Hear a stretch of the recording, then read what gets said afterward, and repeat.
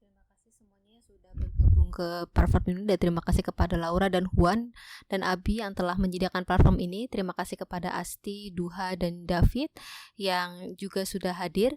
Saya akan memperkenalkan semuanya. Saya akan mulai dengan Asti. Asti lahir tahun 1991 di Jakarta. Asti merupakan seorang seniman performance, manajer festival, dan juga festival programmer. Dia lulus dari jurusan kriminologi di Universitas Indonesia, dan dia kemudian memulai proses artistiknya semenjak dia bergabung dengan platform 69 Performance Club. Dan kemudian dia bereksperimen di praktik seni visual bersama Milisi Film. Dan bersama dengan 69 Performance Club, dia mengikuti berbagai pameran dan juga berbagai presentasi publik di Eropa, di Asia Tenggara, maupun di dalam Indonesia sendiri. Dia juga merupakan bagian dari Kultur Sinema, platform yang fokus terhadap penelitian sejarah sinema di Indonesia. Dan praktik di Kultur Sinema inilah yang akan kita bicarakan hari ini. Dan dia juga bekerja di Archipel sebagai koordinator dan manajer forum festival simposium di Archipel Jakarta International Experimental Film Festival. Lalu kita ada Duha, lahir tahun 1995 di Jakarta. Dia juga seorang sutradara dan kurator, juga lulus dari kriminologi Universitas Indonesia. Dia adalah anggota Forum Lenteng dan aktif sebagai partisipan kolektif Milisi Film. Sejak tahun 2018, Duha menjadi kurator Chandrawala di Archipel Jakarta International Experimental and Documentary Film Festival. Dan tahun 2019 dia mempresentasikan programnya di Asian Experimental Forum di Seoul, Korea Selatan. Film terbarunya Jakarta Unfair dan Into the Dark.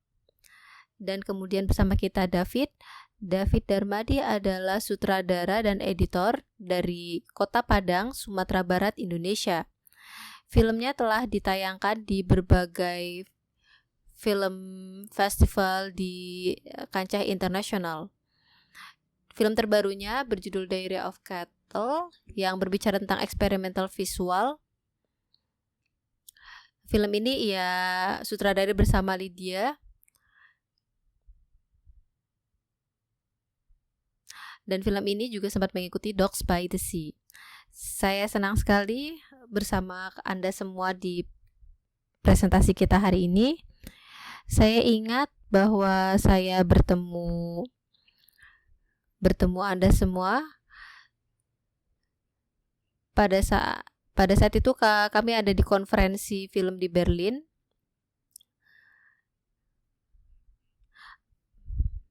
Pada saat itu ada sebuah presentasi dan saat itu saya berbicara tentang tema yang Anda semua bicarakan.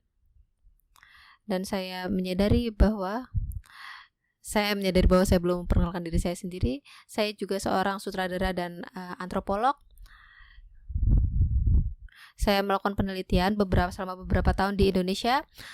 Saya melakukan riset tentang film kolektif di Indonesia, dan itu juga lah yang membawa saya bertemu dengan Asti, Duha, dan David.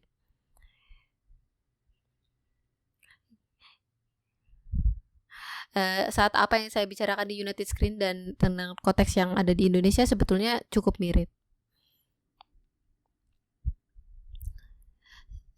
Yang salah satu hal yang kami pertanyakan adalah bagaimana sistem pengorganisasian kolektif film independen.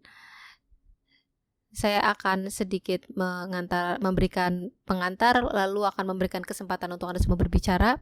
Saya memikirkan tentang proses produksi alternatif film independen yang tidak familiar di ranah mainstream. Tentu saja kita semua tahu ada ranah mainstream atau ranah arus utama, tapi kemudian juga ada ruang penayangan, ruang dialog, dan ruang untuk para kreator untuk membicarakan praktik-praktik film independen semacam ini. Archipel adalah salah satu lembaga yang menyelenggarakan itu semua, dan saya memandang itu semua sebagai sebuah mode produksi dari pengetahuan alternatif. Dan saya sering berpikir dalam level meta bahwa ini adalah cara yang lain untuk mengenali dunia, dan khususnya pada tempat seperti Indonesia dengan masa lalu kolonial, mungkin bukan masa lalu, bahkan sampai sekarang juga masih kolonial. Ya, mungkin kita juga bisa memikirkan itu bukan hanya kolonialisasi lokasi atau tempat, tetapi juga jauh lebih dalam lagi dan sangat mendalam, dan sehingga produksi apapun mode produksi pengetahuan alternatif yang dilakukan pun tidak cukup mendapatkan pengakuan atau tidak diketahui oleh publik. Nah, saya ingin membuka percakapan ini kepada publik yang lebih luas, bagaimana kita bisa belajar dari satu sama lain. Karena saya juga merasa sangat terinspirasi saat bekerja dengan kolektif film di Indonesia. Buat saya itu benar-benar sebuah mode kreatif yang betul-betul alternatif. Dan saya merekomendasikan kepada kawan-kawan saya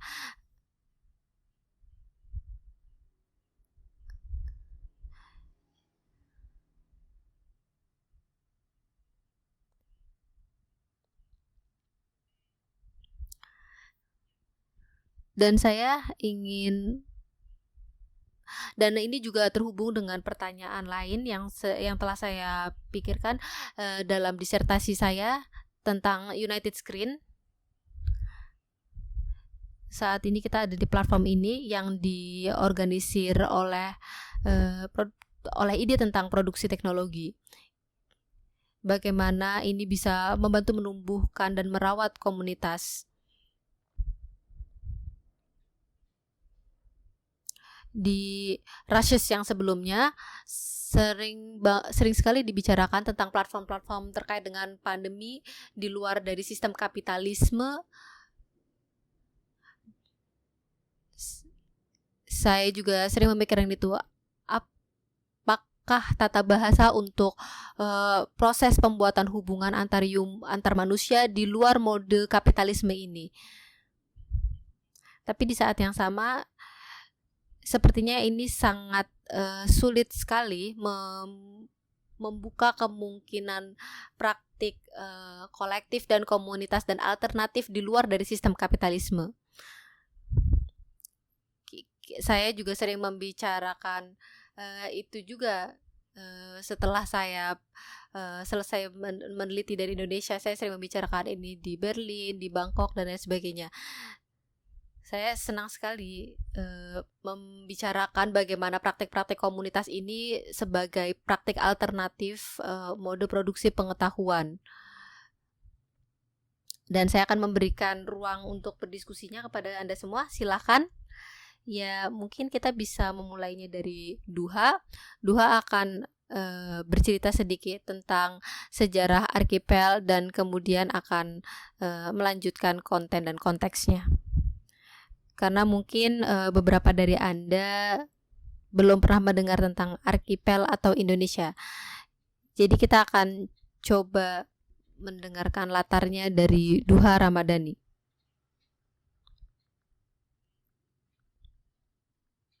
Dan juga kita akan mendengarkan latar bagi konteks peran video dan film dan teknologi dengan kaitannya terhadap estetika di Indonesia. Terima kasih. Saya sangat tak sabar untuk mendengarkan lebih banyak lagi. Baiklah, oke. Baiklah, pada diskusi ini saya akan menggunakan bahasa Indonesia. Oke, jadi pertama-tama mari kita ke sebelah sini di luar simbol forum tengah masa. Oke, I'll start speaking bahasa Indonesia. Jadi hal pokok yang hendak dicapai dalam Rashas 5 ini, seperti yang tadi dikatakan Rosalia, itu kan kita mencoba melihat dan mengeksplorasi potensi dari praktik sinematik yang berbasis komunitas gitu, sebagai modal alternatif dari produksi dan diseminasi pengetahuan kolektif. Sedikit informasi tentang Indonesia juga terkait makna dari komunitas atau kolektif dan sinema, saya kira dibutuhkan sebagaimana tadi disampaikan Rosalia, sehingga kawan-kawan di lokasi atau di negara masing-masing bisa terbantu dalam memahami konteks entah sosial, budaya, politik, dan lain sebagainya dari apa yang akan kita bicarakan hari ini.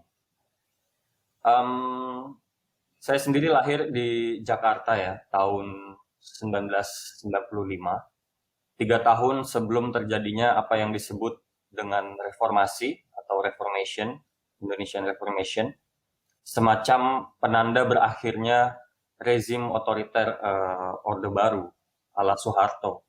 Momen ini adalah periode penting dalam diskursus perihal komunitas atau kolektif di Indonesia.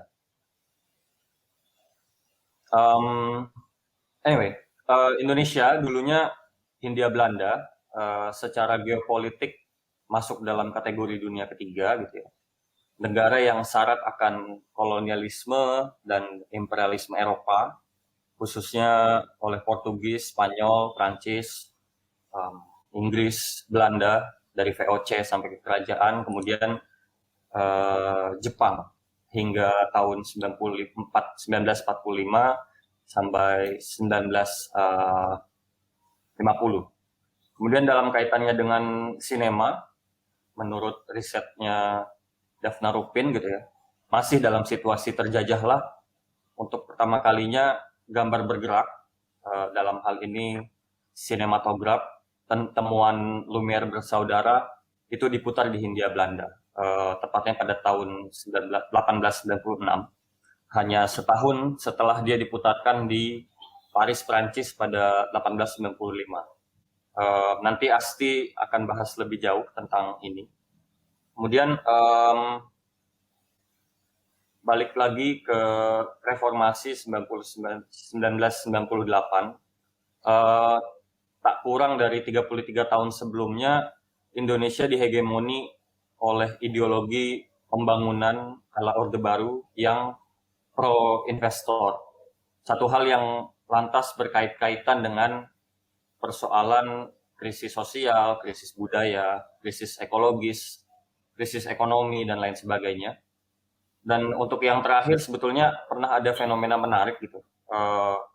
Ada penulis Ong Ok Ham, dia menulis bahwa pada masa depresi ekonomi dekade 1930-an di Hindia Belanda, ada disertasi karya Buke yang terbit pada 1910.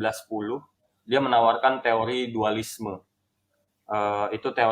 Buku itu ramai dicetak ulang gitu tahun itu. Dan teori ini melihat peluang bahwa teori ekonomi barat yang kapitalistis gitu, seperti yang kita lihat diterapkan di perkebunan buat mengakumulasi modal dan mengumpulkan keuntungan, dan teori ekonomi pribumi seperti di desa-desa yang berprinsip gotong royong, atau gotong royong is an Indonesian concept, maybe it's roughly translated to things we do together, sama rasa, sama rata, yang non kapitalis itu bisa dipadukan. Narasi gotong royong yang dianggap sebagai sifat alamiah masyarakat timur itu digunakan demi menyelamatkan ekonomi, atau lebih tepatnya menyelamatkan kepentingan penguasa dan stabilitas negara gitu. Negara dalam periode tersebut, pemerintah kolonial Hindia Belanda tentunya. Lantas serupa tapi tak sama, narasi gotong royong selanjutnya digunakan pemerintahan Orde Baru atas nama pembangunan, bahwa Soeharto yang menganggap dirinya sebagai bapak pembangunan mengajak warga negara alias anggota keluarga untuk bahu-membahu demi perekonomian nasional sebagai metode mendapatkan tenaga kerja cuma-cuma. Nah, keduanya ini bermuara pada kesenjangan karena kehilangan lahan, terus krisis ekonomi, krisis ekologi, dan lain sebagainya. Gotong royong yang esensinya adalah semangat kebersamaan dan berbagi, or roughly translated to cooperation in a community, mutual aid, the spirit of volunteerism and solidarity, and also working together for the benefit of the residents living in the same community. Si gotong royong ini menjadi instrumen kontrol untuk memupuk ketaatan publik, public obedience, yang taat, yang bisa bertahan. Dan ini mencakup berbagai aspek kehidupan ya, dari sosial, politik, media massa, dan lain sebagainya. Semuanya tersentralistik. Reformasi diantaranya tahun 1998 itu mengupayakan penghancuran model sentralistik ini. Nah, itu sedikit konteks tentang Indonesia. Kemudian tentang komunitas atau kolektif. Kejatuhan pemerintahan otoriter Orde Baru itu semacam memunculkan semangat, kalau misalnya tidak disebut euforia, dari kebebasan berekspresi. Sesuatu yang pada masa otoriter itu sangat dijaga geliatnya. Terlebih perihal ekspresi berpolitik dan menyatakan pendapat yang berbeda dengan narasi pemerintah. Komunitas film independen, Rumah Sinema Yogyakarta, mencatat dari tahun 99 sampai 2008 itu telah tumbuh sedikitnya 50 komunitas film. Digelar sekitar 25 festival film dan diproduksi sekitar 350 film independen, yang rata-rata film pendek. Kemudian selain itu tahun 98 dalam telaahnya Hafiz, pendiri Forum Lenteng, di Bunga Rampai Seni Rupa Indonesia dalam Kritik dan Esai, itu menjadi momentum penting dalam perkembangan penggunaan teknologi media di masyarakat umum. Dalam hal ini terutama medium video. Jadi saya mungkin tidak akan bicara tentang teknologi yang lebih sophisticated gitu, blockchain atau apa, tapi dalam konteks pembicaraan ini bicara tentang teknologi video. Nah, masyarakat biasa gitu, berkat terbukanya keran demokrasi, berpeluang memproduksi informasinya sendiri dengan video. Would you like to remain in the common garden? Jaringan komunitas film independen dan perkembangan medium video pula yang menjadi bagian penting dari perkembangan film pendek dan seni video atau media art. Nah, berbasis riset dari distribusi teknologi video di masyarakat di era itu, di ranah wacana seni gitu, penanda pentingnya adalah pegelaran Oke Video Jakarta International Video Festival tahun 2003. Jadi itu adalah Biennale internasional untuk seni video pertama di Asia Tenggara. Nah, namun selain euforia di masyarakat, di periode ini pula terjadi pertumbuhan signifikan dalam industri media, khususnya televisi swasta. Dan dalam masa peralihan dari rezim otoriter Orde Baru, kemudian ke reformasi yang demokratis ini, ada semacam gap di masyarakat umumnya terkait pengetahuan dan kritisisme dalam ranah seni dan budaya. Di antaranya misalnya termasuk pengetahuan bermedia atau menggunakan teknologi media. Nah, untuk mempelajari hal itu, maka tahun 2003 Forum Lenteng yang didominasi oleh mahasiswa jurnalistik itu didirikan sebagai kelompok belajar bersama yang berisi kelas-kelas dan workshop. Proyek pertamanya yang dikerjakan secara gotong royong adalah Mushroom Project. Ini menghasilkan 9 video dokumenter tentang Jakarta. Dan kawan-kawan bisa mengaksesnya di Ubu Web, di ubu.com, atau selengkapnya di YouTube channelnya Jurnal Footage. Nanti akan ada link di bawah. Dan membaca katalognya dengan mengklik gambar ini. Singkat kata, pas kelas, kemudian workshop, dan proyek perihal video itu terangkum di pameran Video Base pada tahun 2009. dalam ranah media massa, pertumbuhan industri televisi dan media swasta kemudian mendorong juga terjadinya konglomerasi media. Jadi produksi informasi menjadi terpusat lagi dan berkarakter sentralistik, masih dalam kerangka akumulasi modal. Jadi Forum Lenteng membuat sebuah program yang dinamakan Aku Masa ini.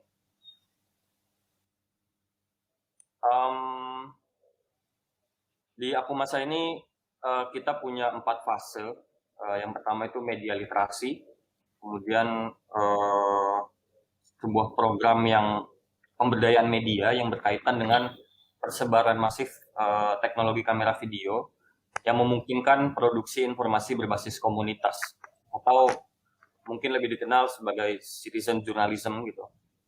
Kemudian di sini kita membuka ruang bagi narasi kecil, budaya atau mitos, dan distribusi gambar-gambar vernakular untuk tampil ke permukaan. Fase ini berlangsung sampai ke 2012, merespon konglomerasi media tadi yang semakin menjadi. Kemudian dia berlanjut ke fase media kritisisme, Aku Masa Bernas, dan yang terakhir proyek seni yang dimulai pada tahun 2016 melalui festival Bangsal Menggawe di Pemenang, Lombok Utara, Nusa Tenggara Barat. Setidak-tidaknya di program Aku Masa ini ada 12 komunitas lokal yang tersebar di Indonesia terlibat. Saya kira nanti David akan cerita sedikit tentang pengalamannya terlibat di program Aku Masa, terkait juga gimana misalnya kerja gotong royong itu dilakukan dalam konteks ini. Kawan-kawan bisa lihat seluruh dokumentasi dari sekitar 1.000 karya tulisnya dengan mengklik logo ini, logo Aku Masa ini, atau nanti di description akan ada link. Terus untuk video dokumenter masing-masing lokasi, ke bawah sini sedikit, kawan-kawan bisa mengklik image ini atau di search jurnal footage di YouTube. Lalu pada tahun 2013, kita bergeser ke pohon-pohon ini. Tahun 2013, Forum Lenteng membentuk Archipel, Jakarta International Documentary and Experimental Film Festival. Butuh 10 tahun bagi Forum Lenteng untuk berdialog, untuk melakukan riset, berjejaring, demi mematangkan ide festival film tahunan ini. Bahwa festival nggak menjadi sekadar ruang temu antara film dan penontonnya, tapi perlu juga menjadi wahana produksi dan reproduksi pengetahuan perihal sosial politik, ekonomi, dan budaya melalui sinema. Tahun ini adalah tahun ke-8-nya. Semua dokumentasinya bisa dilihat dengan mengklik logo Archipel, entah yang pohon atau yang logo Archipel itu. Atau nanti ada link di deskripsi. Dan untuk detailnya tentang apa itu, ini yang di sebelah sini adalah trailer Archipel yang pertama. Nah, untuk detailnya tentang sejarah dari program-program di Forum Lenteng gitu, kawan-kawan bisa tonton dengan mengklik image Forming the Reformed ini. Nanti ada di YouTube, bisa di search Forming the Reformed. Terus selanjutnya saya akan bergeser ke Chandrawala.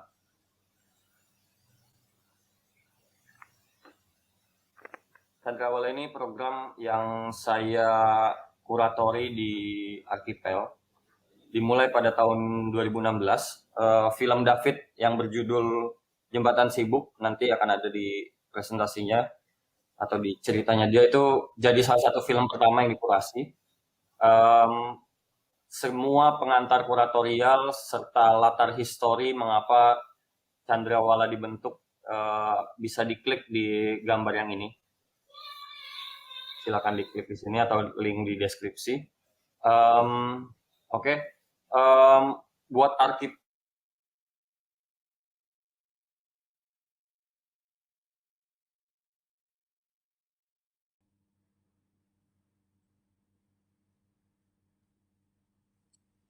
untuk mendorong diskursus film pada ranah yang berelasi dengan persoalan sosial, budaya, aktivisme, dan perkembangan politik kontemporer gitu. Melalui program ini atau melalui inisiatif ini, film tidak hanya akan menjadi sebuah tontonan yang menghibur, meskipun harus tetap menghibur misalnya gitu, tapi dia bisa jadi sarana untuk studi. Dan memang sebetulnya ini bukan ide baru. Namun saya kira generasi saya gitu, yang lahir tahun 95-an, 90-an, kemudian setelahnya 2000 ke bawah, itu terbiasa menonton film wajarnya sebagai hiburan. Padahal dalam sejarahnya, sinema telah jadi bagian dari bagaimana cara sebuah generasi merekam peradabannya gitu. Dan atas hal itu, kita bisa kemudian melakukan studi untuk membayangkan bagaimana peradaban di masa silam, atau membayangkan peradaban di masa mendatang lewat bahasa dan estetikanya. Lewat apa yang terjadi saat ini, kita bisa menelusuri bagaimana cara generasi ini merekam peradabannya dan sisa peradaban yang mendahulunya, misalnya yang dilakukan oleh David. Kemudian melalui kurasi Chandrawala, selain memetakan, ini ada beberapa poster Chandrawala dari tahun ke tahun, bisa diklik masing-masing. Itu apa ya? Melalui Chandrawala, dia selain memetakan, sebetulnya juga mendorong upaya untuk penemuan atau perumusan estetika film yang sadar sama konteks perubahan dan perkembangan media, sosial, politik, dan budaya di masyarakat Indonesia. Dalam 2 kurasi Chandrawala yang terakhir,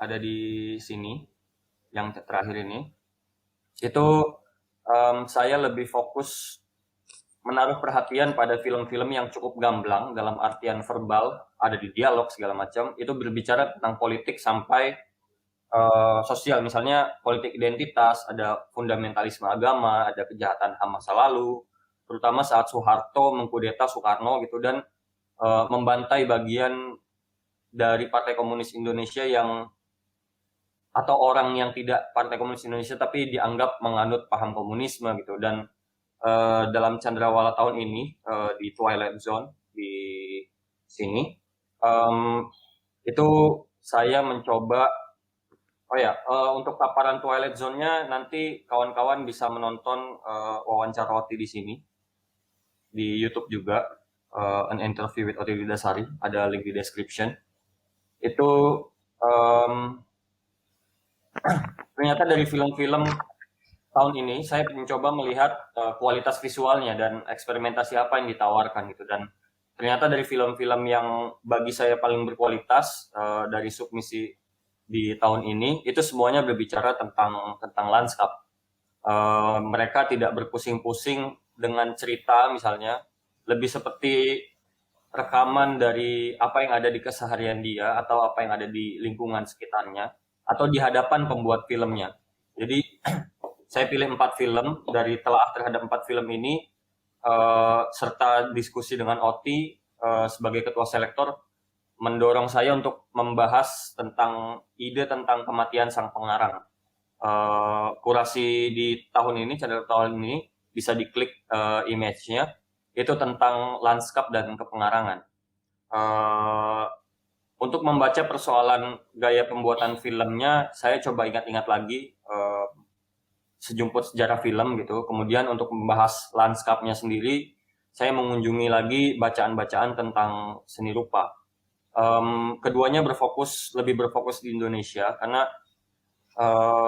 menurut saya sejak dari negeri asalnya gitu hingga sampai film tiba di Hindia Belanda, film itu selalu terpengaruh oleh lanskap ekonomi, lanskap sosial, lanskap budaya, dan lanskap politik di mana teknologi film itu berada. Dalam konteks aku masa misalnya, di mana teknologi video itu berada. Dan begitu pula dengan aliran estetikanya. Beragam estetika sinema di dunia itu lahir pasti berkaitan atau dia lahir sebagai respons dari tiap perubahan-perubahan yang terjadi di lanskap-lanskap tersebut gitu. Di mana teknologi ini berada, di mana si sutradara berada, di mana pembuatnya berada. Dan kelahiran estetika semacam ini hanya dimungkinkan jika para pembuat film itu sadar pada lanskapnya, termasuk lanskap dalam pengertian yang lebih fisik misalnya. Sebagai contoh, film-film neorealisme Italia gitu, itu nggak akan pernah lahir di negara yang menang Perang Dunia II, atau tatami shot ala Ozu, Yasujiro Ozu, itu nggak lepas dari kebudayaan ataupun arsitektur di Jepang gitu. Nah, kemudian dalam konteks ini, tadi di awal paparan tentang konteks Indonesia, saya sudah menyinggung ada beragam fluktuasi politik yang terjadi di Indonesia. Ada penjajahan, ada euforia kebebasan, ada suburnya fundamentalisme agama, dan sebagainya. Sampai saat ini itu tidak ada film, estetika film yang bisa disebut sebagai estetika film Indonesia. Perubahan lanskap, ekonomi, budaya, politik, sepanjang sejarah Indonesia itu tidak pernah melahirkan estetika film apa-apa. Berbeda dengan situasinya dengan seni rupa misalnya, yang memang di ranah kritiknya juga lebih bergairah. Perihal lanskap misalnya terkait fisik atau non fisik, ada semacam pertarungan wacana tentang estetika seni rupa Indonesia, terutama polemik seni lukisme indie yang dianggap sangat dekat dengan romantisisme dan dianggap melayani selera penjajah, dengan seni lukis realisme yang berupaya menyajikan kenyataan rakyat gitu, rakyat dalam hal ini the people, seperti yang ditawarkan oleh Sujoyono. Dan di film itu tidak demikian gitu. Di film, ketika produksi film Indonesia lesu di tahun 1993, ada namanya Rosihan Anwar, dia ketua komisi sosial budaya Dewan Film Nasional, itu menganjurkan para produser untuk memproduksi film-film yang back to basic sebagai solusinya. Demi mendapatkan penonton, karena industrinya sedang lesu, jadi formula yang menghibur seperti misalnya komedi yang dibumbui dengan seks itu dijunjung gitu. Menyoal penonton dalam konteks ini tentu berkaitan dengan akumulasi modal ya dan keuntungan semata. Nah, mereview lagi sejarah film Indonesia dari sejak produksi Lutung Kasarung 1926 di Hindia Belanda gitu, kemudian Darah dan Doa 1950 di awal kemerdekaan Indonesia, itu berdiri Akademi Sinematografi di Jakarta pada tahun 1971. Dan dari krisis perfilman di tahun akhir 90-an itu, pencarian akan estetika film Indonesia itu seperti tidak pernah benar-benar dilakukan. Dan mungkin anjuran back to basic yang tadi disampaikan Rosihan Anwar tuh periode terakhir ya, produksi film yang menjadi cerminan film Indonesia sebelum akhirnya dia mati suri. Tidak ada lagi kesempatan bagi hasrat kepengarangan. Jadi kita makin menjauh tuh dari upaya perumusan estetika film Indonesia. Setelah itu, satu-satunya referensi estetika film adalah estetika film Hollywood. Dan dari situ, setelah berbagai diskusi, saya coba melemparkan wacana tentang lanskap dan kepengarangan ini sebagai bingkai kurasi. Saya meyakini bahwa lanskap jelas-jelas menyimpan sejarah dari segala fluktuasi politik yang terjadi di sebuah lokasi maupun kehidupan masyarakat secara antropologis misalnya. Dan kalau misalnya kita masih berhasrat mencari estetika film Indonesia, saya kira kembali ke lanskapnya adalah pilihan yang paling masuk akal. Dan kompilasi film di kurasi Chandrawala tahun ini di Twilight Zone memperlihatkan bagaimana lanskap secara fisik maupun konsep gitu itu telah mengguncang posisi kepengarangan dalam film gitu. Dan hal ini dimungkinkan ketika teknologi film atau video dan berbagai kosakata dalam kelengkapan pengetahuannya itu sudah dimiliki oleh berbagai masyarakat di bermacam-macam lanskap. Dan lanskap yang sebelumnya misalnya dipakai sebagai latar cerita saja, tidak punya kemampuan untuk bicara balik, itu di film-film 4 film yang terpilih ini kemampuan membuat film-film ini bisa membuat lanskap itu punya hubungan, lanskap dan film punya hubungan yang saling mempertanyakan. Misalnya apa itu kenyataan film, apa itu kenyataan lanskap, dan pada akhirnya lanskap itu berbicara balik ke kamera dan lanskap benar-benar menaklukkan kepengarangan gitu, atau membunuh kepengarangan. Dan sutradara yang menyadari potensi lanskap sebagai bahasa estetika film seperti David gitu, dia tinggal melakukan analisis atas lanskap yang ada di hadapannya dan mengintervensinya dengan meletakkan kamera lalu menyusun rekamannya, dan dengan itu dia bisa menghasilkan film tentang lanskap yang membicarakan dirinya sendiri. Mungkin dilakukan kalau misalnya Barthes dulu pernah bilang kelahiran penonton harus dibayar dengan kematian sang pengarang gitu. Mungkin kepengarangan harus rela dibunuh sekali lagi demi kelahiran estetika film Indonesia. Kemudian dari aspek produksi, pembuatan film semacam ini saya kira dapat dilakukan hanya dengan tim kecil ya, dan metode yang bergotong royong. Jadi model kerja semacam ini sudah diuji di program Aku Masa, David nanti akan cerita.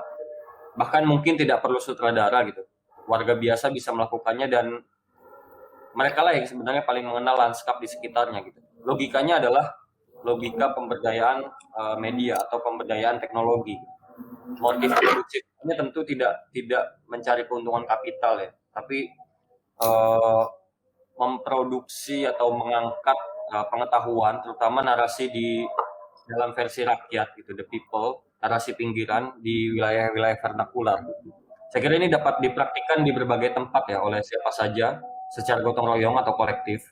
Dan saya tidak terlalu yakin sebetulnya, belum membaca bukunya, tapi mungkin ini sejalan dengan tesisnya Bu Ventura de Sousa Santos yang menyebut sebuah pergeseran epistemologis itu dibutuhkan untuk memulihkan ide bahwa ada alternatif, dan hal ini perlu disadari sebagai wadah dari alternatif yang potensial, bahwa perjuangan melawan opresi yang terus-menerus itu harus diperjuangkan di dunia, dan pergeseran tersebut terletak pada apa yang disebut sebagai epistemologi selatan gitu kalau menurut De Santos.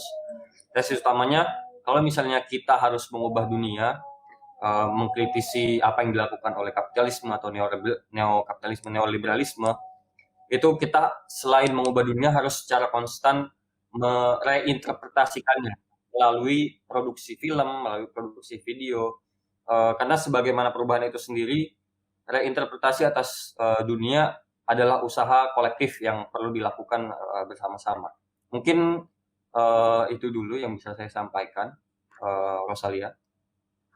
Thank you so much. That was really fascinating to kind of get the whole history, the political context, and it always makes me like when you speak about these things, it always becomes very clear that there is not really the local situation and the global, but it's like from the beginning on, it was so entangled.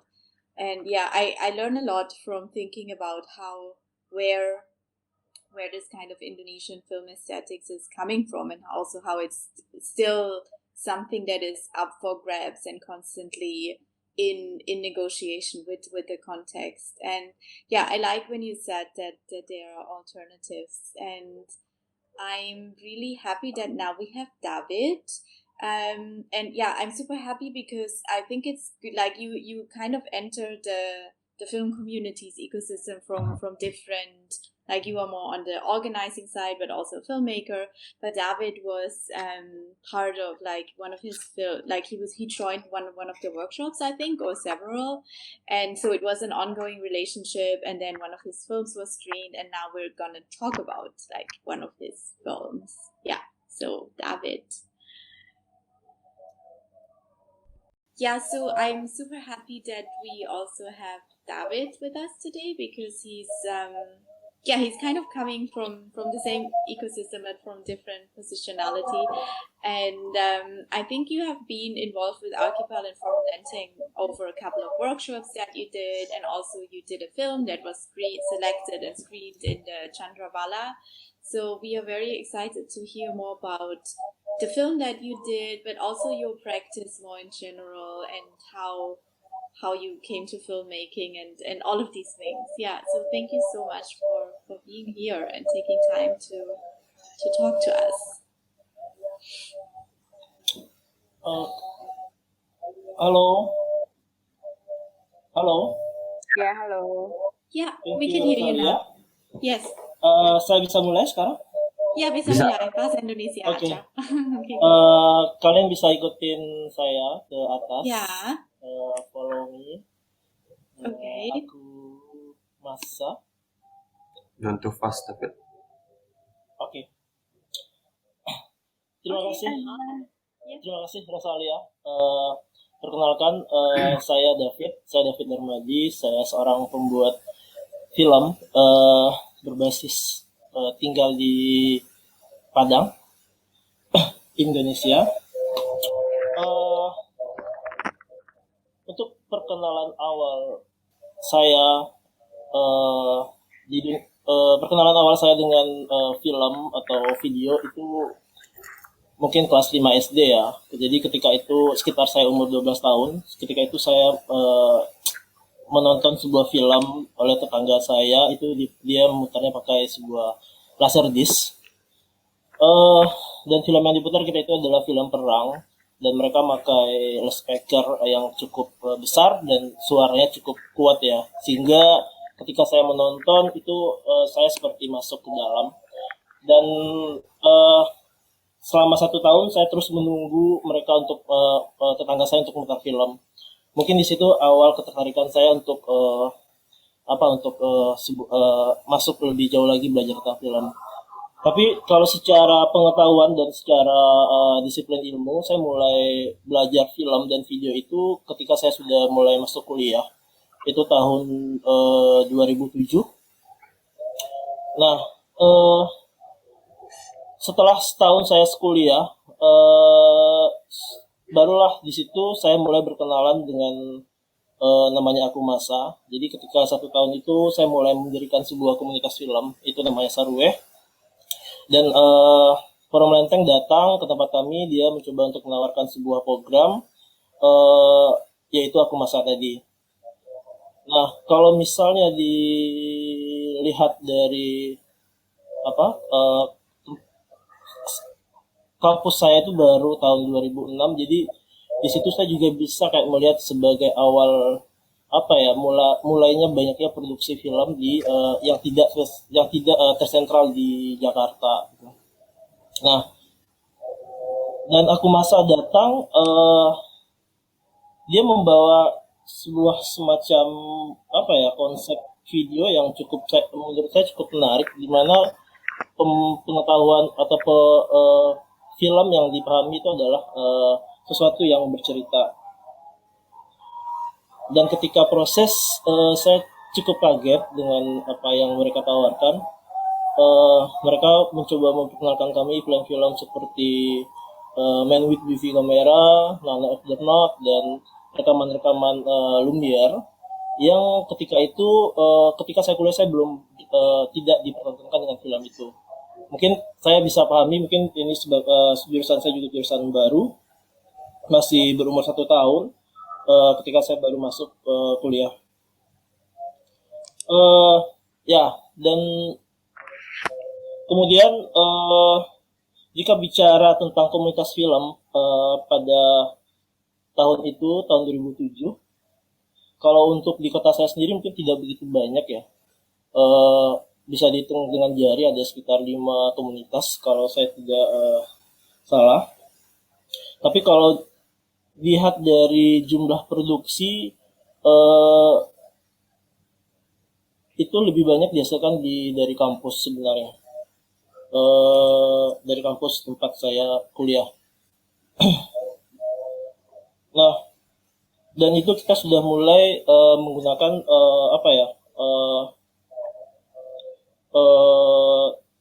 teknologi.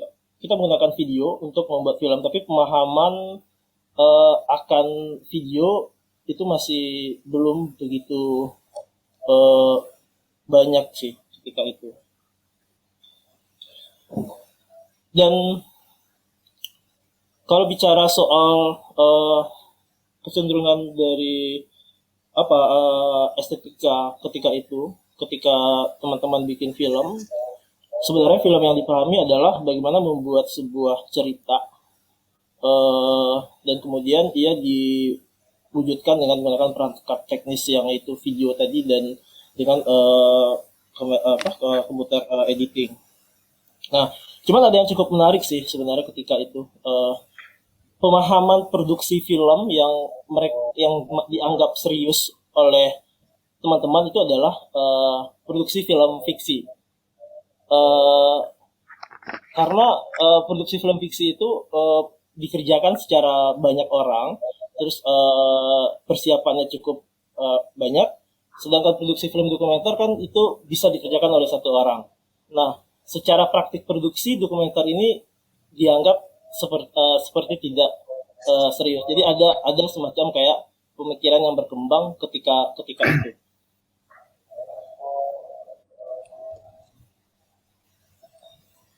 Nah,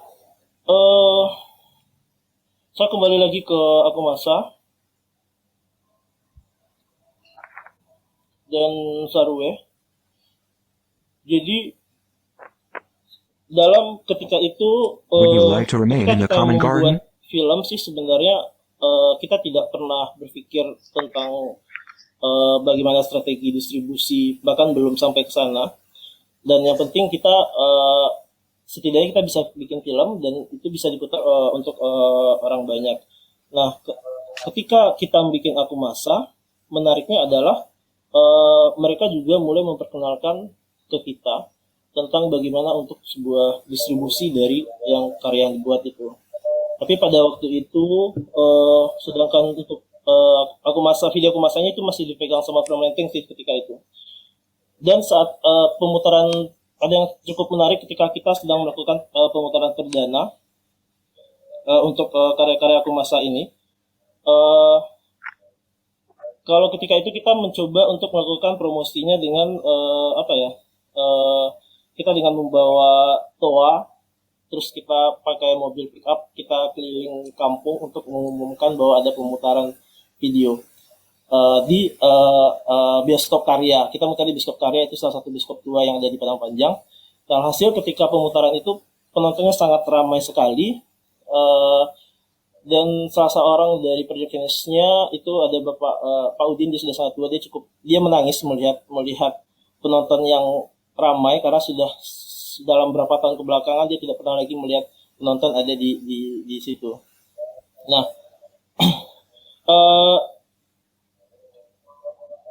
dan saya pikir ini adalah salah satu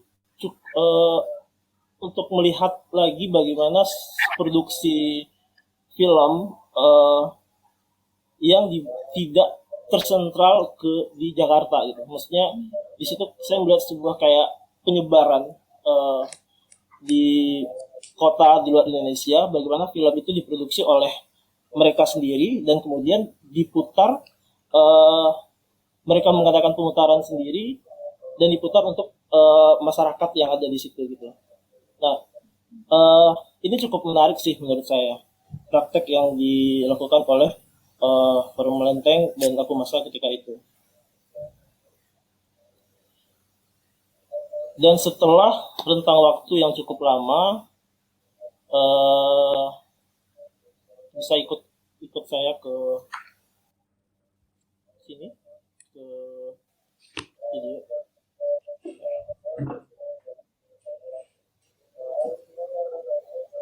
Dan berangkat dari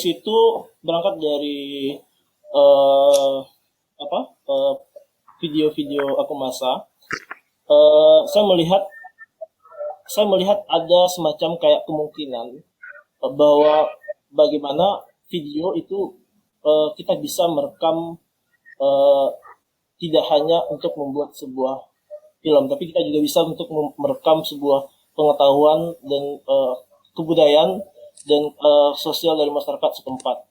Nah, ini mungkin yang pernah dilakukan oleh awal-awal ketika zaman kolonial ya, ada di Nusantara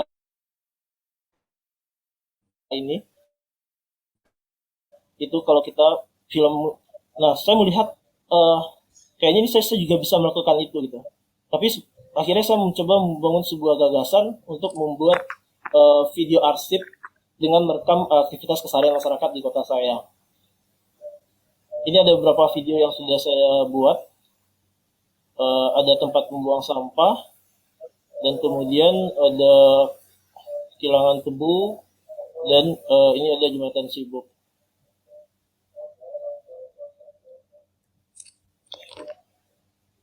Ini saya memulainya itu dari tahun 2016 sampai akhirnya tahun 2017, karena apa ya, proyek ini saya kerjakan sendiri dan tidak berjalan dengan baik ya. Nah, akhirnya barulah satu ketika saya tertarik untuk merekam sebuah tempat membuang sampah yang ada di Kota Padang. Yaitu ini, dan ini akan menjadi kalau dari saya membuat film yang dari F-Kettle. Nah, saya akan cerita tentang proses bagaimana saya mengerjakan film ini. Proses riset yang saya lakukan pada film ini, seperti yang saya sebut tadi, ini bermula dari proyek video arsip saya yang di Ingatan Visual.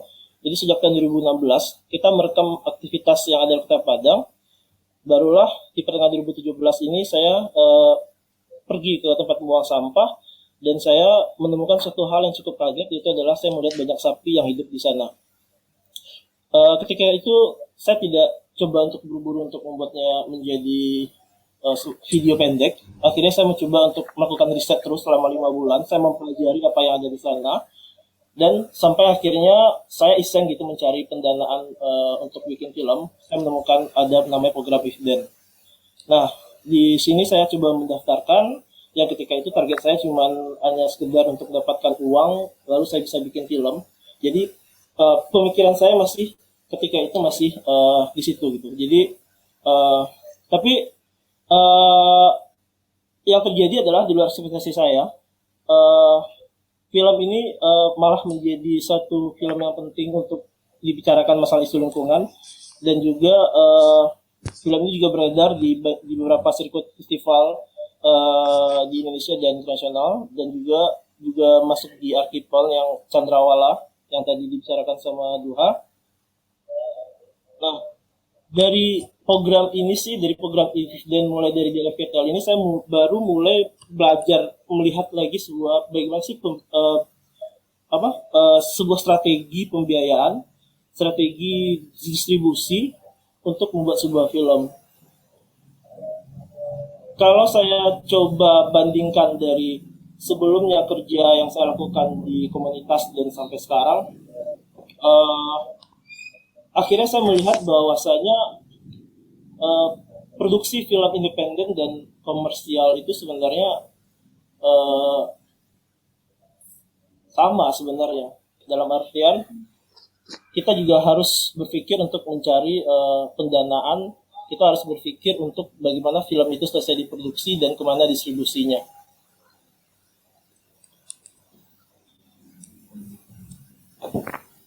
Karena sejauh ini yang ada di pikiran banyak pembuat film yang berada di luar Jakarta, film independen itu semacam kayak proses pembelajaran untuk menuju industri komersial gitu. Nah, saya pikir kerangka berpikir itu juga harus mulai diganti gitu. Ya, karena film tidak hanya harus diputar di bioskop komersil sih menurut saya. Karena film juga memiliki ruang-ruang lain seperti pustaka atau pusat-pusat kebudayaan.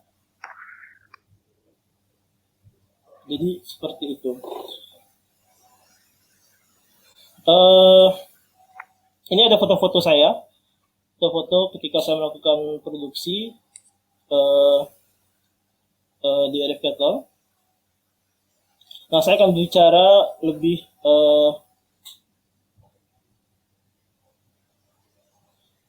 berbicara tentang bagaimana proses distribusi film ini. Jadi ketika kita melakukan untuk di mana pemutaran perdana film ini, kita memilih, saya mencoba memilih untuk festival skala internasional dengan gaung yang cukup besar, karena ketika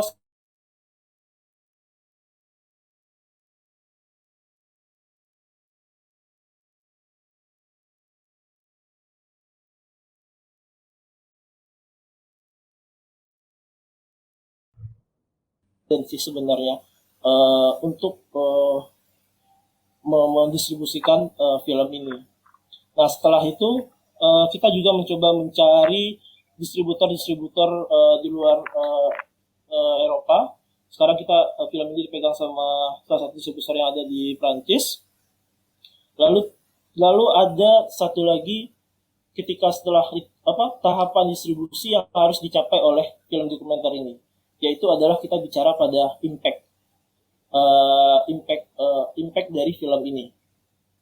Maksudnya seperti ini. Banyak film-film dokumenter itu selesainya itu adalah dalam lingkup orang-orang film, gitu loh. Secara pembahasannya lebih banyak bicara masalah estetika dalam lingkup orang film. Tapi bagaimana masyarakat orang awam di luar orang film, bagaimana impact yang dapat diterima oleh masyarakat terhadap film itu. Nah, impact ini setidaknya masyarakat bisa menjadi lebih melihat lagi gitu.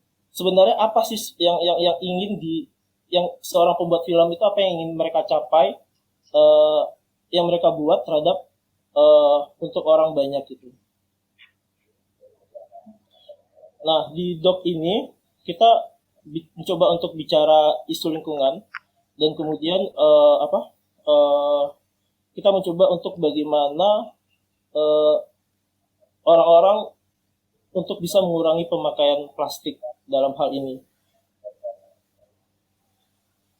Nah, jadi di sini setelah film selesai distribusi, impact kita juga film ini juga akan digunakan nanti oleh orang-orang yang bekerja, aktivis-aktivis lingkungan. Jadi di sini saya lihat praktik kerja dokumenter bisa tidak hanya berhenti pada persoalan distribusi atau tidak hanya berhenti pada persoalan estetika dan artistik saja, tapi juga bisa mencapai pada tahap impact untuk orang di luar, yang masyarakat lebih luas gitu. Ya, oke, di Director saya mungkin ini ada trailernya, bisa diklik di sini trailer filmnya. Dan di samping ini foto-foto beberapa film kita yang udah diputar. Ini ada di atas, ada di Singapura, sama di Vision Duril, dan di Spanyol. Ya. Dan sekarang kalau saya mencoba untuk masuk bicara tentang bagaimana ekosistem film di Indonesia, nah khususnya di ranah independen dan seperti apa sindrom estetiknya. Kalau saat ini situasi ekosistem film Indonesia menurut saya ini sebelum pandemi ya, jauh sebelum pandemi. Kalau dalam jumlah produksi itu sudah dapat dikatakan sudah sangat banyak ya, dan sudah tidak lagi terpusat di Jakarta gitu. Maksudnya dilihat produksi sudah cukup merata di beberapa kota. Sudah ada semacam semangat untuk membuat film.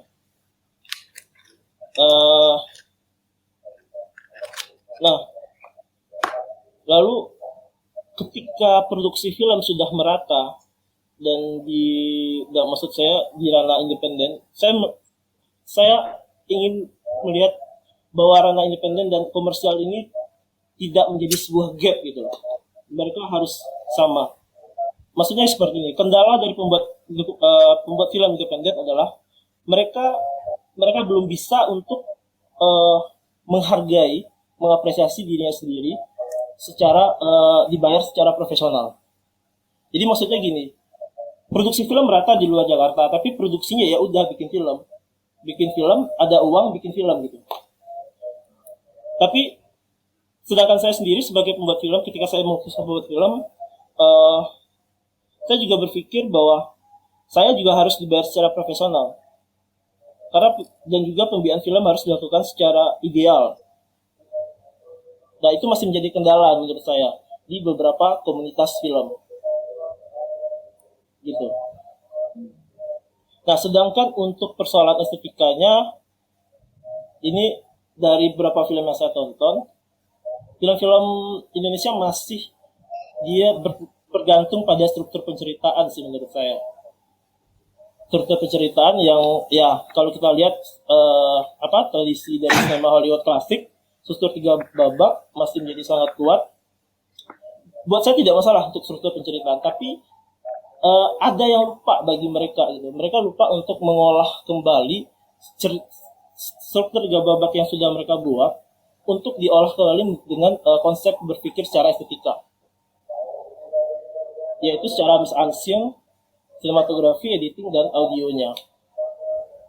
Jika saya coba ambil contoh film Indonesia, salah satunya itu adalah film Sumanjaya. Itu ada film Sidul Anak Modern. Yang cukup menarik saya adalah konsep mise-en-scène yang dibikin oleh Sumanjaya adalah ketika Sumanjaya memilih karakter pemainnya. Nah, kalau bagi yang belum nonton, Sidul Anak Modern adalah tentang seorang anak Betawi tulen yang mencoba pergi ke Jakarta untuk mencari sesuatu, dan di situ anak Betawi ini dia melihat sebuah perkembangan Jakarta, yaitu adalah modernitas. Nah, yang saya bilang secara berpikir estetik Sumanjaya adalah ketika dia memilih karakter pemainnya. Yang menjadi karakter anak Betawi ini adalah dia memilih Benyamin, namanya Sidul. Nah, kemudian salah satu karakternya lagi itu adalah Ahmad, yaitu adalah yang pemainnya adalah Ahmad Akbar. Jadi si Ahmad Akbar ini menjadi semacam kayak standar dari konsep modern yang ingin dicapai ketika itu. Kenapa saya bilang ini ada konsep unseen yang cukup menarik yang dilakukan oleh Sumanjaya adalah Sidul yang dimainkan oleh Benyamin. Ketika dia ke Jakarta, dia dia diubah bagaimana menjadi bentuk modern seperti karakter Ahmad. Tapi wajah si Benyamin sendiri bagaimanapun diubah itu tetap ada wajah Betawinya gitu. Nah, jadi saya melihat ada konsep mise-en-scène di sini dalam pemilihan karakter. Nah, sedangkan kebanyakan sekarang ya film secara keseluruhan estetika masih bertahan pada struktur penceritaan, tapi setelah itu mereka abai untuk melakukan perkembangan untuk mewujudkannya dalam bentuk film. Ya, mungkin itu ya. Thank you so much, David, for sharing all of this. I think it's watching so many of the films that are produced within this ecosystem of film communities in Indonesia. I really like to see that I just learned so much coming from not from Indonesia, like coming, and then for me it's a really nice space to also learn about like the issues and where like thinking the film within the context, where does the language comes of even making a film. And you also raised that point that it's not like we shouldn't be too idealistic and say this is like independent film and not commercial, even though there is an importance to have other spaces and to maybe not want to, like, not everyone has to have the ultimate goal of going into cinema spaces, but still you kind of need to sustain your practice and you need to be able to do that. And maybe we can talk about this later a bit, but before that we will learn something more about but also about like the history of Indonesian film. And Asti has been doing a lot of research and is an expert and will share with us. First of all, I'm not the expert and I'm not alone doing the research. I'm with my fellow researcher in Culture Cinema. So I was speaking bahasa Indonesia. Ikut aku ke sini. Mana ya?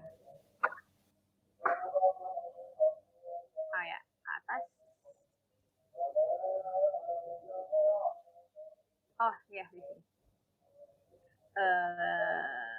Di Moving Image Colony Exhibition 1 Lumiere.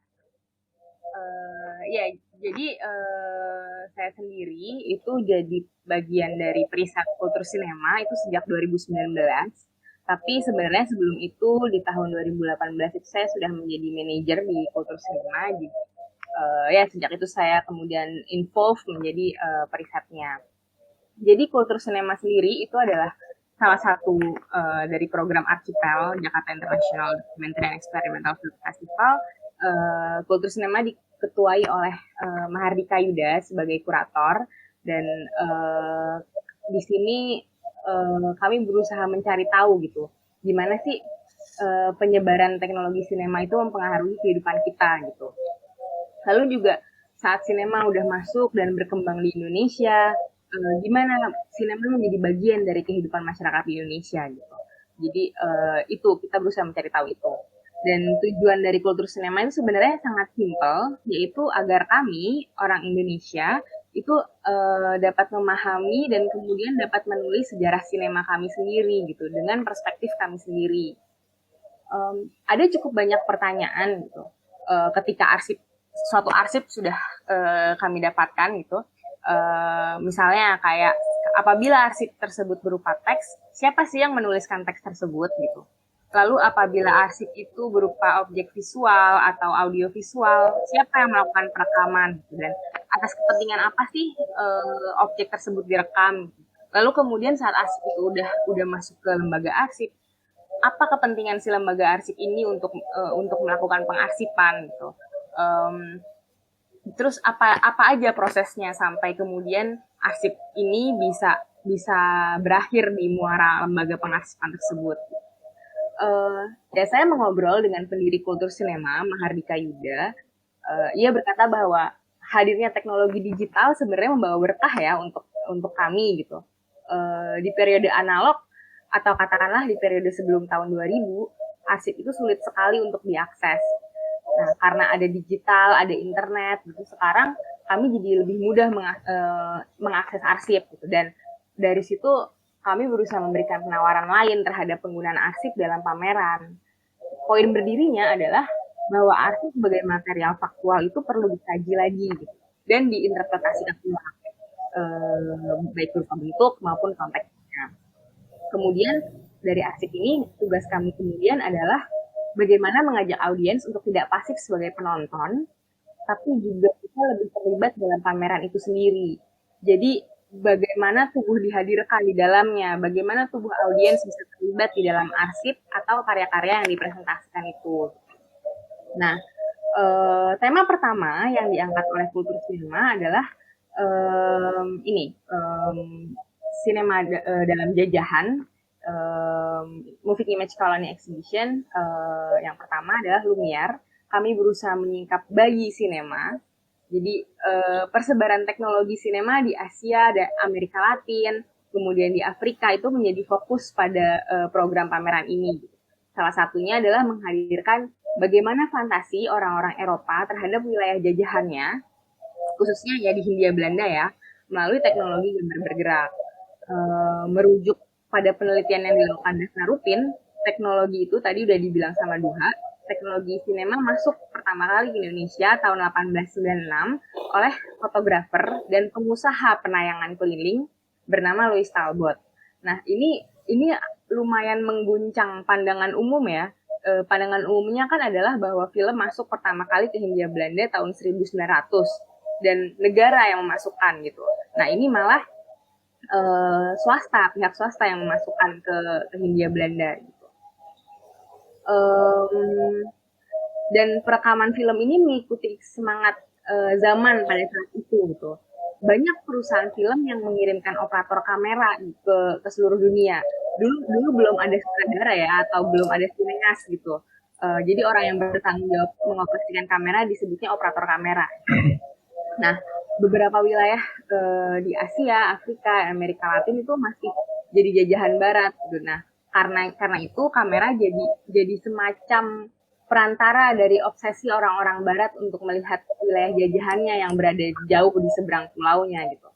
Nah, ini kita lihat di sini ada GIF dari arsip film berjudul Genre Javani dari katalog dashlumiere.com. Sebenarnya ada 3 seri di sini, Genre Javani, Dang Javani, sama Luther Javani.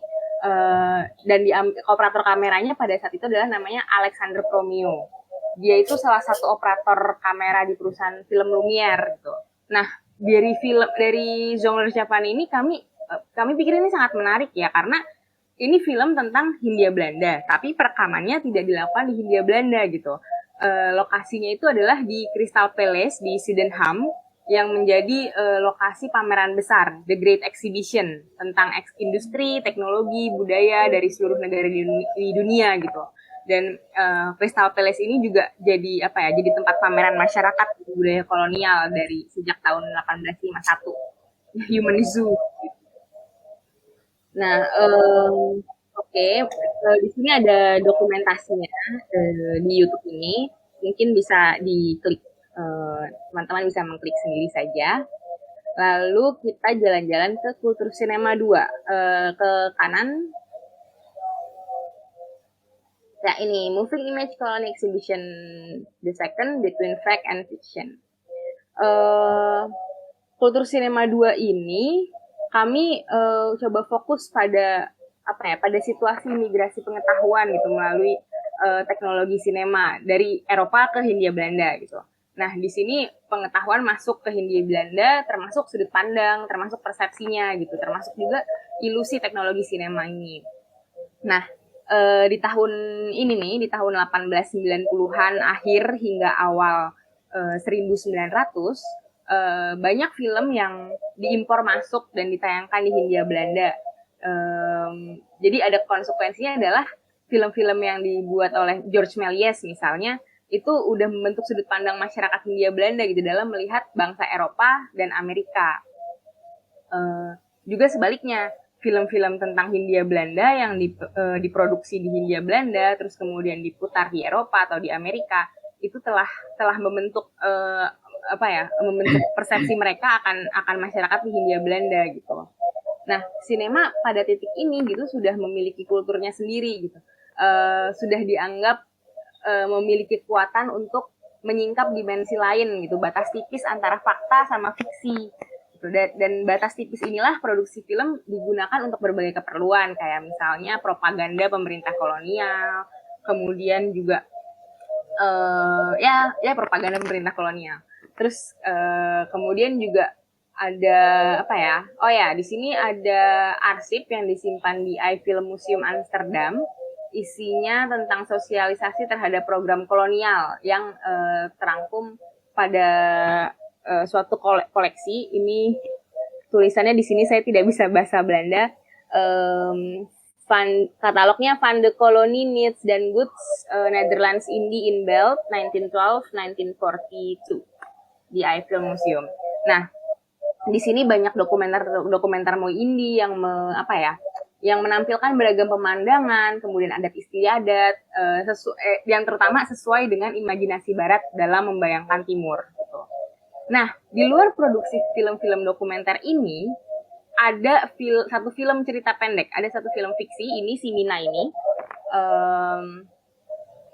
Dia judulnya, ada di sini Mina het bien Smiche, bla bla bla. Nah ini film ini diproduksi oleh perusahaan Pathé dari Prancis. Film fiksi ini berkisah tentang pembantu perempuan pribumi yang bekerja pada seorang keturunan Belanda. Nah, film ini menjadi sketsa kehidupan pribumi yang masuk lebih jauh pada kultur sehari-hari gitu, dari sudut pandang kolonial Belanda. Beda ya sama film-film dokumenter yang cenderung memperlihatkan lanskap-lanskap permukaan situasi fisik gitu dan tradisi kultur Hindia Belanda. Film ini tuh lebih masuk ke memperlihatkan konstruksi sikap masyarakat kolonial gitu dalam memandang masyarakat pribumi. Nah, ini nanti bisa diklik sendiri videonya. Lalu kemudian di bawah ini ada video documentation dari pameran Kultur Sinema 2 gitu.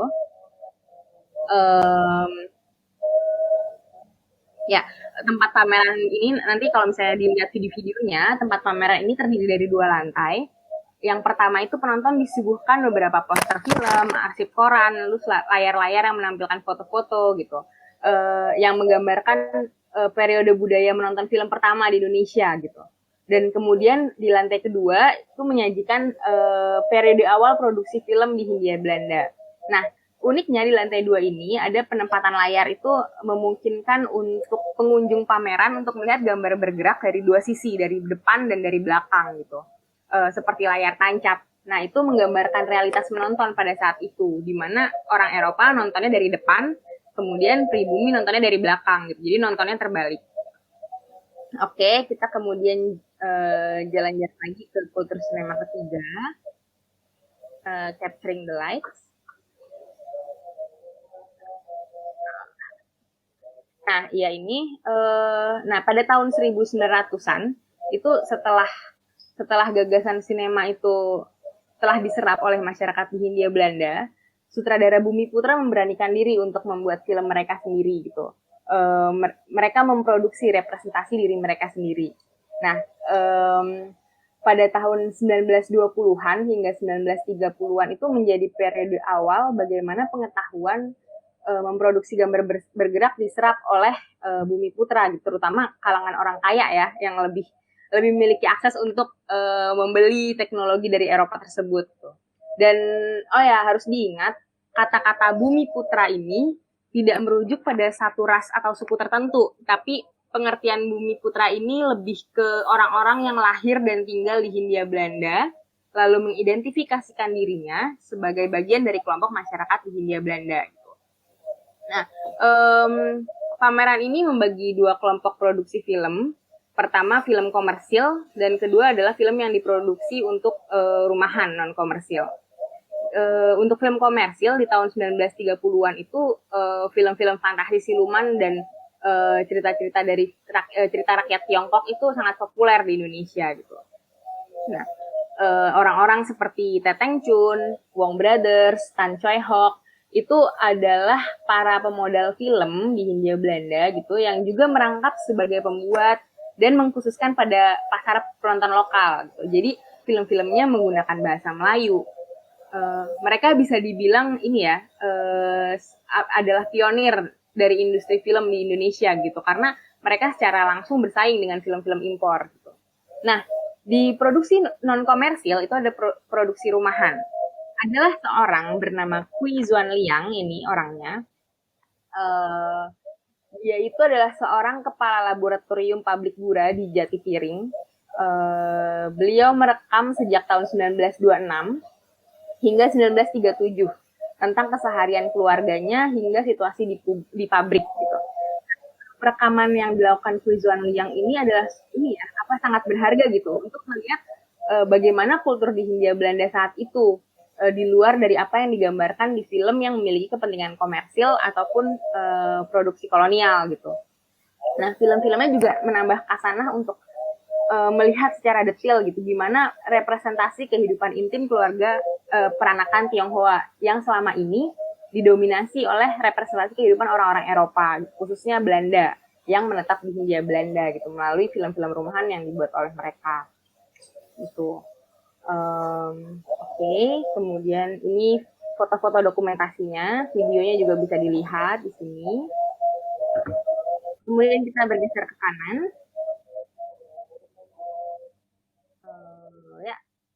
Kultur sinema The Fourth, Fate of Huyung, Takdir Huyung.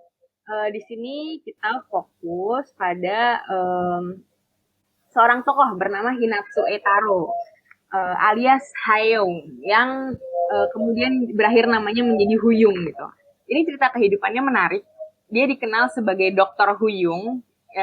Kita nggak pernah tahu dari mana gelar dokter ini didapatkan, tapi akhirnya kemudian dapat nama Dr. Huyung.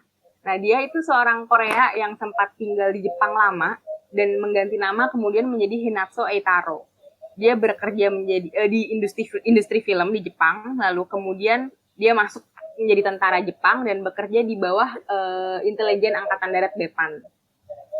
Nah, selama kependudukan militer Jepang di Indonesia ya, Huyung bekerja di dalam perserikatan sandiwara di Jawa, dan itu adalah seperti semacam underbaunya kantor propaganda Jepang gitu.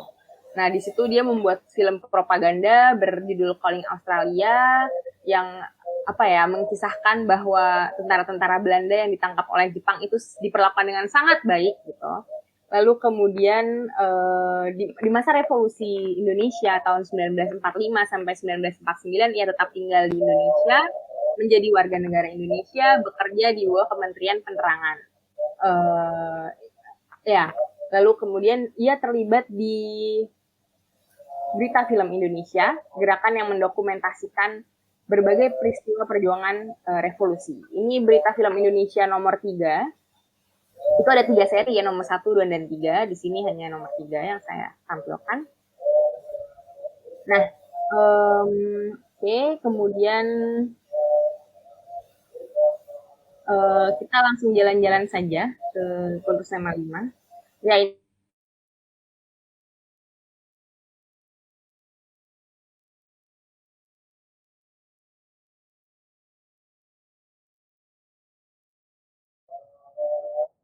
ini merespons tentang sebuah peristiwa besar di tahun 1963, yaitu GANEFO, Games of the New Emerging Forces.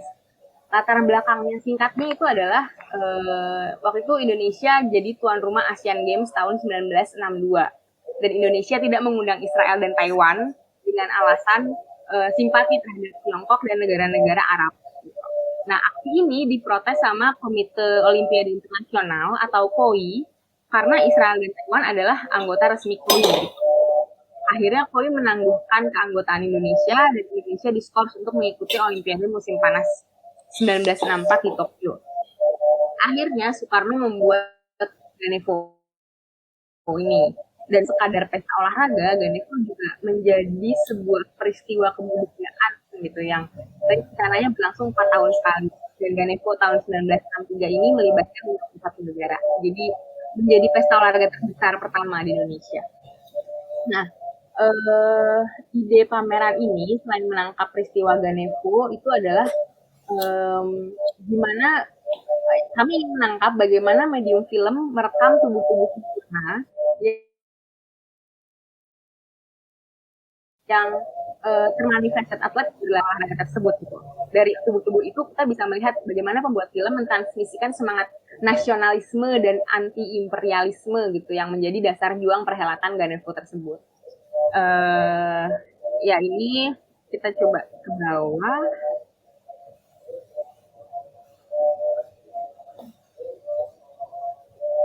Nah, di sini di videonya ini nanti kalau misalnya diklik itu bisa dilihat displaynya itu adalah arsip-arsip film GANEFO yang diproyeksikan ke dinding gitu. Nah, maksudnya di sini adalah bagaimana tubuh-tubuh penonton itu juga masuk ke dalam tubuh-tubuh sempurna ini. Gitu.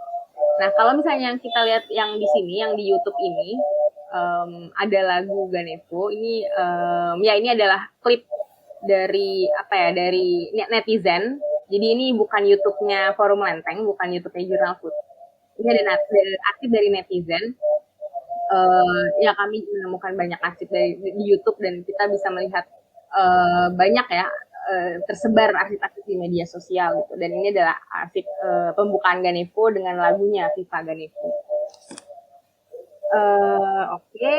Lalu kemudian kita jalan-jalan ke Kultur Sinema 6 Gelora Indonesia.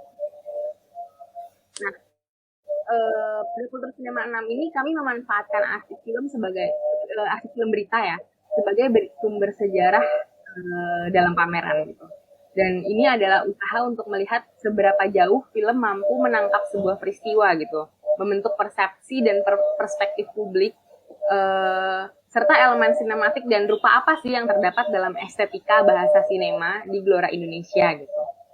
Nah, film berita sendiri itu sebenarnya adalah jenis film yang memiliki sejarah panjang di Indonesia, selain film fiksi dan film dokumenter ya. Jadi film berita ini tumbuh dan berkembang sejak masa berkuasanya pemerintahan militer Jepang di Indonesia tahun 1942 sampai 45, dan disitulah founding fathers-nya sinema Indonesia mengasah dan memperdalam pengetahuan produksi film dan juga produksi film berita. Tapi gimana sih caranya untuk untuk mengonstruksi cita-cita identitas bersama seperti itu. Nah, kemudian sejak setelah penyerahan kedaulatan pasca konferensi meja bundar gitu, perusahaan film negara atau PFN memproduksi 2 film berita. Yang pertama Gelora Indonesia, lalu yang kedua siaran khusus. Nah, siaran khusus ini dia fokus pada isu spesifik di setiap edisi. Kalau Gelora Indonesia, dia menjadi semacam catatan harian pemerintah yang memperlihatkan perkembangan negeri ini gitu. Jadi Gelora Indonesia sendiri diterbitkan pertama kali 5 Januari 1991 dan dulu itu ditayangkan di bioskop sebelum film utama dimainkan. Jadi orang-orang yang mau nonton film dipaksa untuk nonton Gelora Indonesia dulu. Jadi Gelora Indonesia, tapi kemudian dia terdesak gitu keberadaannya sejak ada TVRI, stasiun televisi milik negara, mengudara pada tahun 1962. Lalu kemudian dia terakhir disiarkan pada tahun 1976. Nah, sepanjang 1951 sampai 1976 itu Gelora Indonesia telah memproduksi lebih dari 800 film berita. Dan dari jumlah tersebut, 360 reel telah digitalisasi oleh Arsip Nasional Republik Indonesia dan dapat diakses oleh masyarakat umum. Pada tahun pada tahun 2019 ya, kami memulai proyek Gelora Indonesia ini. Ini salah satunya, salah satu section dari Gelora Indonesia. Jadi di Gelora Indonesia itu ada banyak section, salah satunya dunia wanita. Dan ini adalah section dari dan oleh wanita, from and by women. Bisa dilihat, bisa diklik sendiri. Dan yang di atas itu adalah video dokumentasinya, gitu. Nah, jadi kemudian pada 2019 itu, sebelum kami membuat pameran Gelora Indonesia, kami membuat pameran keliling di Jawa, gitu, karena melihat Jawa adalah pusat perkembangan kultur sinema di Indonesia. Selain itu juga konteks pameran keliling juga merujuk pada usaha sinema di masa awal yang mencoba mendekati audiens dengan membawa arsip ke ruang-ruang tempat publik bertemu gitu. Nah, jadi kami sebenarnya di kultur sinema masih mempunyai keinginan gitu di masa depan untuk membuat museum keliling yang sifatnya temporary. Jadi itu cita-cita kultur sinema sebenarnya. Bisa bikin museum keliling kayak pasar malam yang bisa dipindah-pindah dari satu kota ke kota lain di seluruh Indonesia. Jadi konsepnya museum yang menghampiri publik, bukan publik yang menghampiri museum. Itu sih. Udah. Terima kasih Rosalia. Thank you so much. That was super fascinating to also learn a bit how you engage with already existing filmic images, engage with the archive, but kind of create a new archive, and in doing so ask all these questions about history and how the medium came to Indonesia, how it's been used, how it's being used now. I think we also created a kind of like really interesting archive with all that you told us today, and I'm already looking forward to go back to it and also watch the videos. And I think the people who will listen to our conversations will also have an opportunity to watch all the videos, to go through the material. And I think we learned a lot about like the landscape, about the history, also about the questions that are kind of floating in this ecosystem, and the entanglements with influences from other countries. It's it's a lot to think about. I don't want to make it too long, but there's one question or maybe two questions, let's see, for everyone, and we don't have to talk too long about it, but I think since this is also part of United Screens, and we are also talking to other, like also in our regular Zoom calls, we also talk to other practitioners from other countries who are somehow engaged in independent filmmaking. I put the quotes because it's a question how independent, and independent from what. But in all of your talks, the notion of collectivity came up, and I think especially today it's like doing things together. You also, when you just started the conversation, you said it's actually not me alone. So I also really like this idea of not really claiming like single authorship, but doing things together. So maybe I would be interested to hear from you, like what do you think, because you are in a way you've been doing this for a long time. You all have experience in like not only making film, but researching, creating spaces, organizing workshops. What do you think? Like, what was the thing that made you? Yeah, that helped you. Like, why can you still, like, even if there are so many questions and so many difficulties, I think the fact that we are here today and talking about this, and you have so much to tell, like so many things that you did, is actually quite amazing. And so yeah, this is my first question, very complex. And what do you think is the thing that helps you, but also like what are the challenges? And I see that often independent filmmaking is kind of positioned outside or countering the state.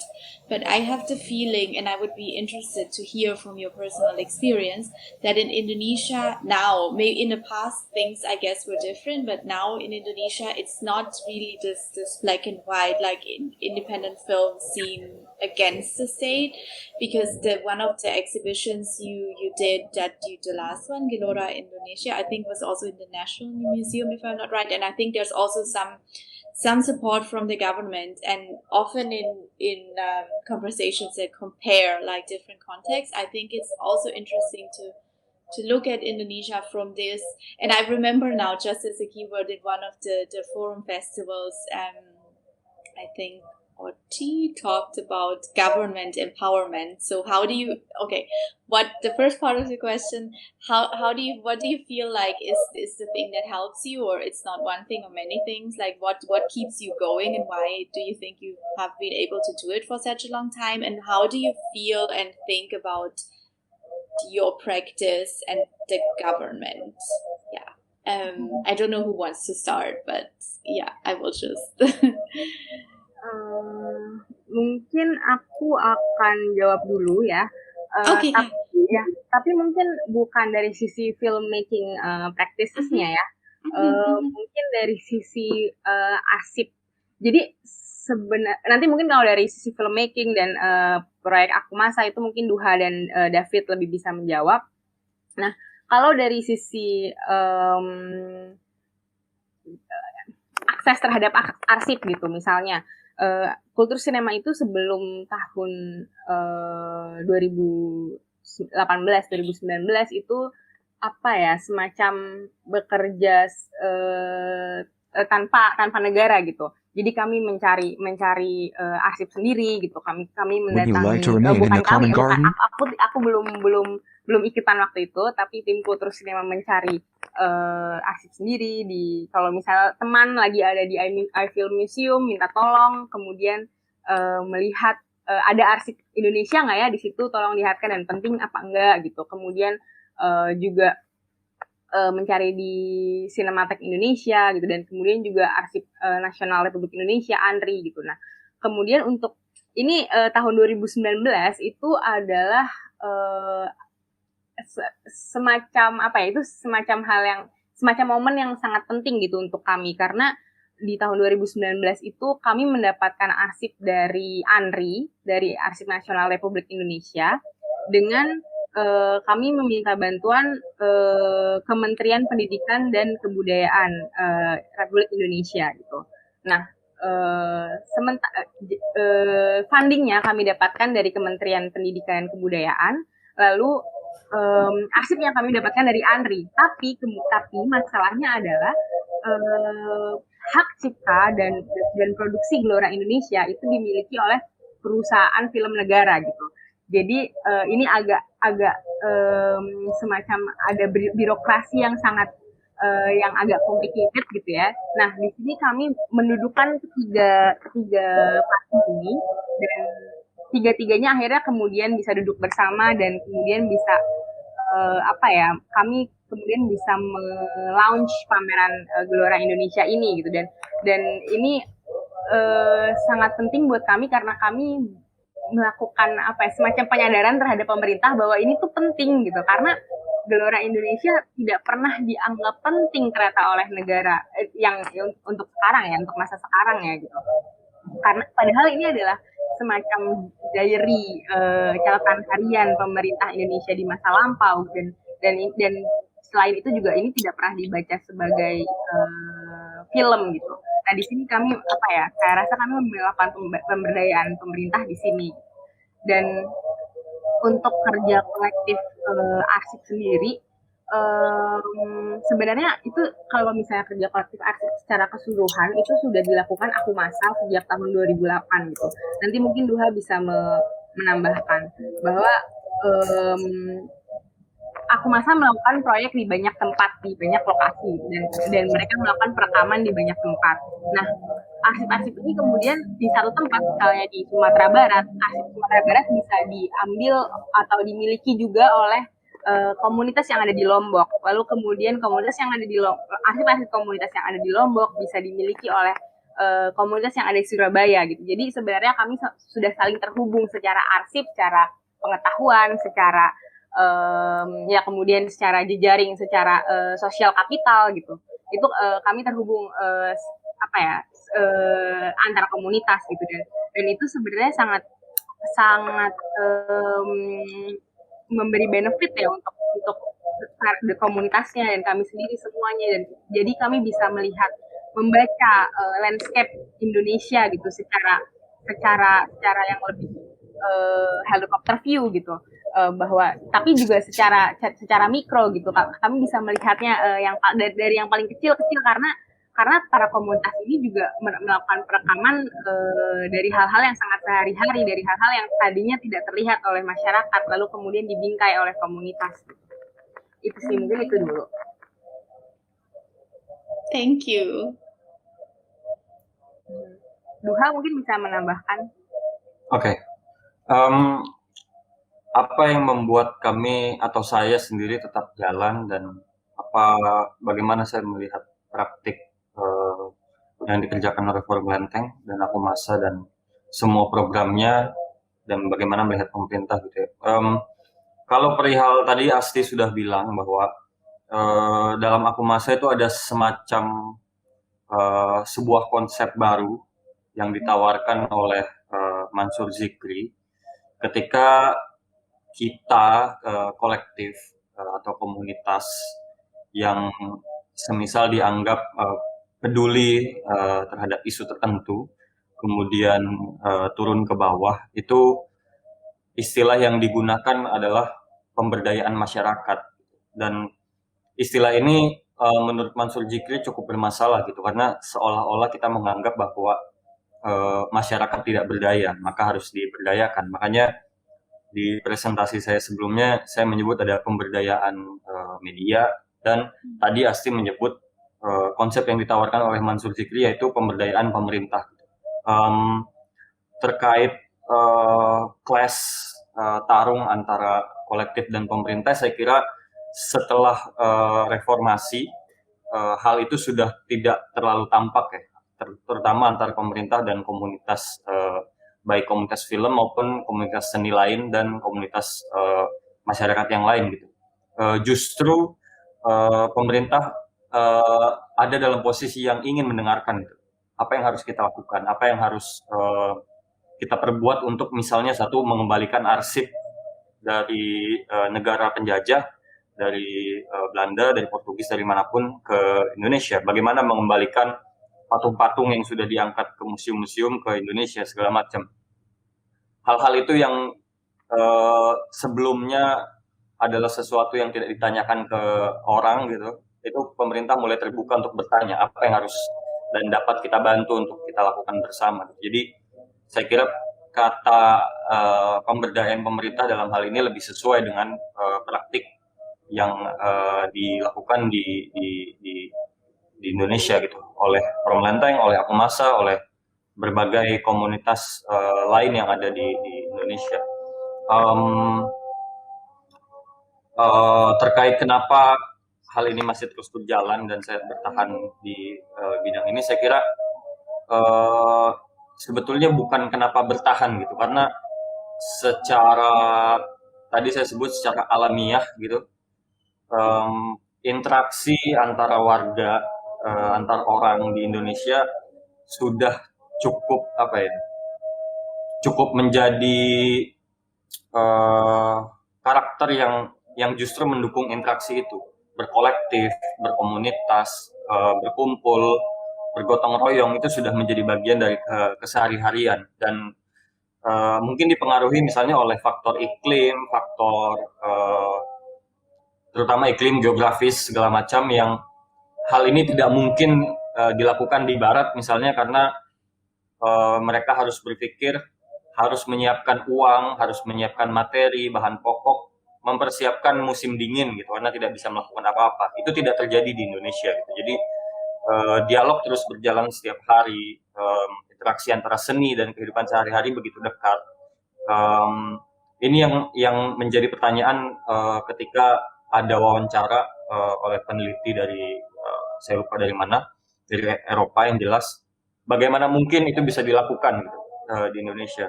Tadi jawabannya yang tadi gitu, itu mungkin dilakukan karena kita tidak harus menyiapkan atau kita tidak harus menaklukkan alam karena alam menyediakan segalanya untuk kita misalnya atau ada di sekitar kita gitu. Jadi dialog akan terus berjalan tanpa ada tanpa perlu khawatir semua serba bicara tentang uang misalnya. Dialog seperti berbagi pengalaman, berbagi karya, terus menonton itu bisa dilakukan tanpa Would you unsur like to ekonomi remain in the misalnya. common Meskipun garden? itu juga harus dikritik kembali gitu seperti yang tadi disampaikan David bahwa ada pekerjaan-pekerjaan dalam hal misalnya pembuat film yang juga harus dilihat sebagai suatu yang profesional segala macam gitu. Tapi itu tidak menjadi masalah yang cukup besar gitu loh. Balik lagi ke bagaimana berelasi dengan pemerintah gitu. Saya kira yang bisa dilakukan bukan resisten dalam hal harsh atau violence resistance, karena sebetulnya iklim dan ekosistemnya sudah memungkinkan untuk kita bernegosiasi, bekerja sama, saling mengambil keuntungan masing-masing, tapi dalam kerangka keuntungan bersama, gitu, seperti itu. Bukan perjuangan-perjuangan yang kita harus melawan segala macam, kecuali untuk di topik-topik tertentu. Dalam ranah budaya, ruang untuk berdialog sudah terbuka begitu lebar. Mungkin David bisa menambahkan bagaimana pengalamannya.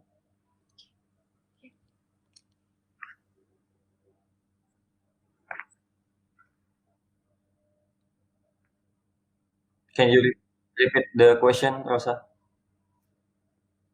Oh yeah, the first question I was interested in, what do you think, like I coba bahasa Indonesia. Mungkin kenapa dan bagaimana kamu bisa masih berjalan membuat film sudah lama sekali, dan yang kedua bagaimana emosi dan your thinking about terhadap pemerintah dan negara, mereka are they like you, like enemy or support, or bagaimana relasi dengan pemerintah dalam pembuatan film dan semua praktik perfilman?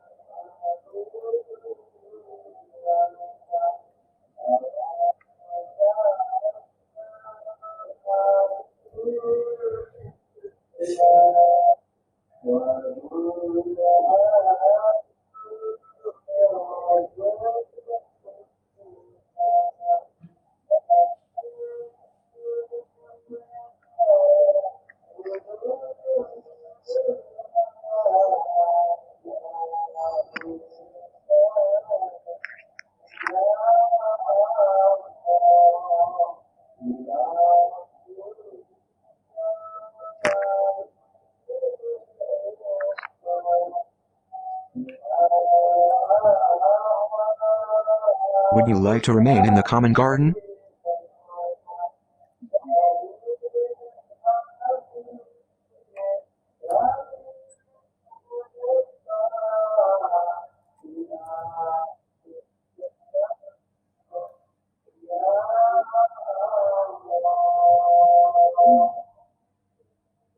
Okay. Thank you so much, everyone. I think we put so much out there. There's so much to explore. I'm super thankful, and I'm really happy that we were able to create this platform and walk through it. It's a very interesting experience. I just hope that still, despite everything, we will meet in person again soon. Thank you also really to everyone behind the scenes for helping to translate, helping to organize. I know there was a lot of preparation and a lot of work from many people. So thank you very much, and enjoy the rest of the day. Bye Thank you, Rosa. Thank you all.